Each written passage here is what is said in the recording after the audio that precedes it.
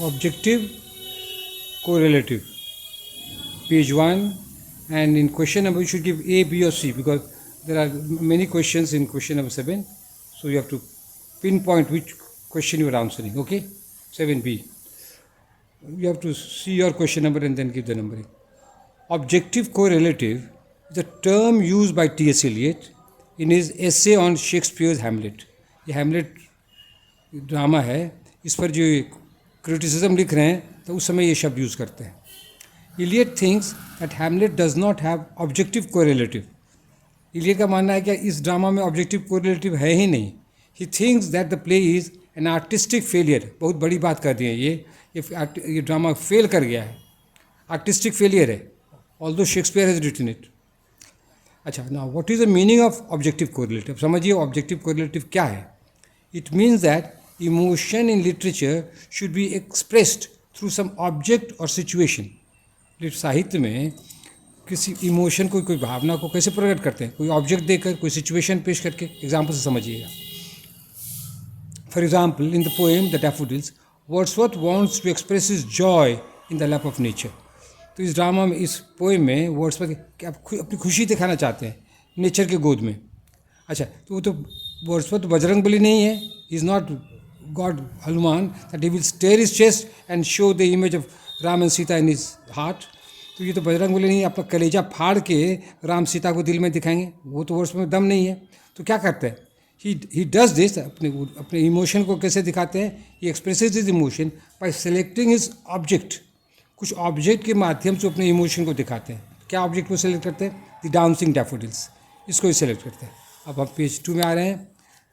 The dancing waves create the situation. और परिस्थिति भी हैप्पीनेस का दिखाते हैं. तरंग जो है लेक का, वो भी नाच रहा है, तो पूरा माहौल ही खुश है. In short, the poem has objective correlative and is a grand success. तो डैफोडिल्स में ऑब्जेक्टिव कोरिलेटिव है. बहुत अच्छी कविता है, बहुत वेरी सक्सेसफुल पोएम. अब देखिए, in his famous essay The Frontier of Criticism, Eliot imposes a limitation on literary criticism. तो इस ऐसे में टी.एस. एलियट क्या करते हैं? लिटरेरी क्रिटिसिज्म में बंधन दे देते हैं, बाधा दे देते हैं. क्या देते हैं? He does not allow the use of psychology, social and political history in appreciating literature. कहते हैं लिटरेचर में जब आप क्रिटिसिज्म कर रहे हैं तो आप साइकोलॉजी को नहीं यूज़ कीजिए, साइकोलॉजी को नहीं यूज़ कीजिए, क्या कहते हैं, सोशल एंड पॉलिटिकल हिस्ट्री नहीं यूज़ कीजिए, इत्यादि थे. बहुत सारे और रोक लगा. बोले लिटरेचर में खाली लिटरेचर ही होगा. With the use of psychology we can understand Hamlet. लेकिन साइकोलॉजी के माध्यम से हैमलेट समझ सकते हैं. Hamlet delays in avenging his father's murder because of 2 reasons. वो अपने पापा को जो मर्डर कर दिया है, उस मर्डरर को मारने, बदला लेने में वो इसलिए देरी करते 2 कारण से. तो क्या है? पहला इडिपस कॉम्प्लेक्स है, और दूसरा क्या है? मेंटल ट्रॉमा में हैमलेट को बहुत बड़ा शॉक लग गया है. मेंटल ट्रॉमा आ गया, शॉक लगा, इसीलिए वो देरी करा हमारे. With this in mind we can say that Hamlet is a grand success. और इस बात को समझ लेने पर हम लोग साइकोलॉजी लगा के हम लोग कह सकते हैं हैमलेट जो है वो भी ज़बरदस्त नाटक है. अब पेज 3 दे दो बेटा. थैंक यू, उसको हटा दो. Good, thank you Roshan. अब टू कंक्लूजन दे रहे हैं. To conclude, the post modern critics come after the second world war. अब देखिए, पोस्ट टी.एस. एलियट के बाद ये नया क्रिटिक आया, post modern critic.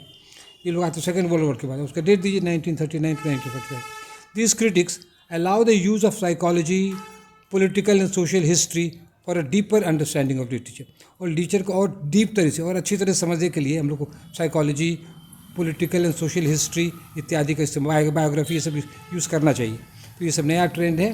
That's all. Thank you. बंद कर दो.